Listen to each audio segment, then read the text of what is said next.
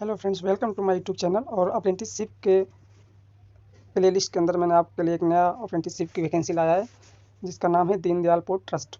इसमें आपको अप्रेंटिसशिप किसके किसके लिए है, इसके बारे में सबसे पहले जान जाते हैं। तो सबसे पहला है अप्रेंटिसशिप आपको इस ITI, पॉलीटेक्निक और इंजीनियरिंग तीनों ट्रेड के लिए है। तीनों स्टूडेंट कर सकते हैं, चाहे वो ITI किए हों, पॉलीटेक्निक किए हों या इंजीनियरिंग किए हों।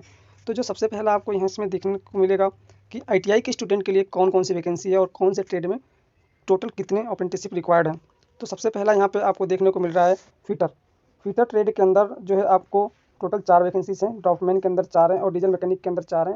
इलेक्ट्रीशियन के अंदर टोटल 5 वैकेंसीज हैं। और सबसे ज़्यादा जो वैकेंसीज है वो है कोपा ट्रेड के अंदर, टोटल 15 वैकेंसीज हैं। तो आप इस डिटेल को देख सकते हैं। अप्रेंटिसशिप जो आपको आई है इसके अंदर, ये जो आपको अप्रेंटिसशिप का लोकेशन है ये है गुजरात के अंदर। ये तो रहा आपका ITI के अंदर और भी ट्रेड हैं, जैसे wireman, Turner, electronic mechanic, RAC, सारा कम से कम 10 ट्रेडों के लिए यहाँ पे वैकेंसी निकली हुई है। दूसरा हम बात कर लेते हैं डिप्लोमा स्टूडेंट के लिए। तो डिप्लोमा स्टूडेंट के लिए इसमें जो वैकेंसी निकली हुई है ये है मैकेनिकल इंजीनियरिंग के लिए टोटल 8 सीट है, इलेक्ट्रिकल के लिए 8, सिविल इंजीनियरिंग के लिए 8 सीट और इलेक्ट्रॉनिक्स के लिए टोटल 4 सीट हैं।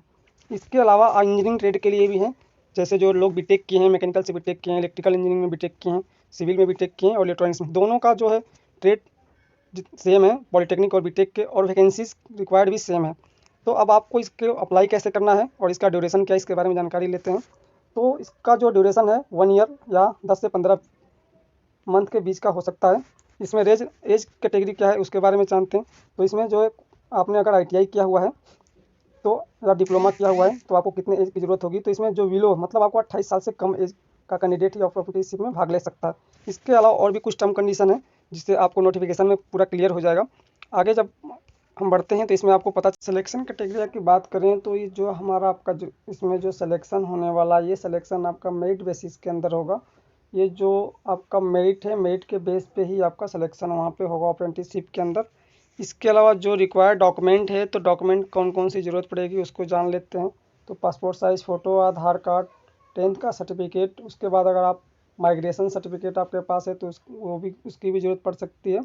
उसके अलावा आपको ITI, पॉलीटेक्निक और बीटेक का जो आपने सर्टिफिकेट और मार्कशीट है वो भी आपकी ज़रूरत पड़ेगी।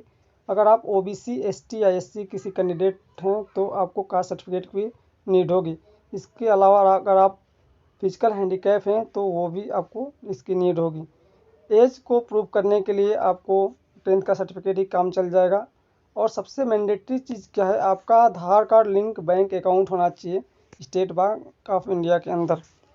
इसके अलावा जो आपको इसमें जो मेन चीज़ है कि आपको इसको अप्लाई कैसे करना है। तो अप्लाई करने के लिए आपको करना क्या होगा, इसको अप्लाई करने के लिए आपको सबसे पहले आपको रजिस्टर्ड करना होगा अप्रेंटिसशिप के पोर्टल पे। तो अप्रेंटिसशिप के पोर्टल पे कैसे रजिस्टर्ड करेंगे इसके बारे में हम जान लेते हैं। तो आपको जितने भी ITI ट्रेड के स्टूडेंट हैं उनको अप्रेंटिसशिप के पोर्टल पर रजिस्ट्रेशन करना पड़ेगा, जिसका URL आपको मैं ग्रुप डिस्कशन के अंदर इसके दे दूंगा, आपको मिल जाएगा। आपको वहाँ पे जाके apprenticeshipindia.org पे डाक के अपने आप को रजिस्ट्रेशन कर लेना है।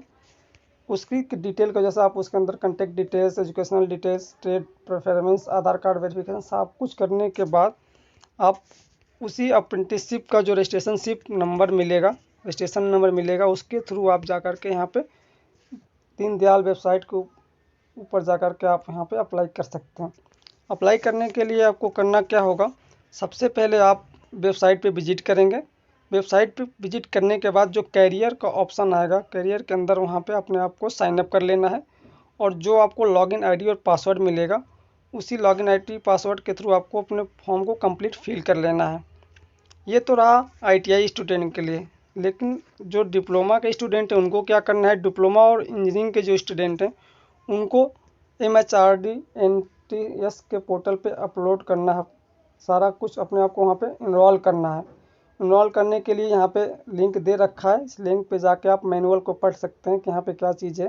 तो आप कैसे आपको अपने आप को इन्वॉल्व करना है, वहाँ पे इन्वॉल्व करने के बाद जो रजिस्ट्रेशन मिलेगा उस इन्वॉल्वमेंट नंबर के थ्रू आप वहाँ पे अप्लाई कर सकते हैं। कंप्लीट डिटेल्स आपको इस नोटिफिकेशन में मिल जाएगा। बाकी की जानकारी आपको सारा चीज़ डिस्क्रिप्शन के अंदर मिल जाएगा, जिसके थ्रू आप डायरेक्ट अप्लाई कर सकते हैं। लेकिन इसमें याद रखने वाली बात यह है कि जो इसका लास्ट डेट है वो 31 दिसंबर है। मीन्स कि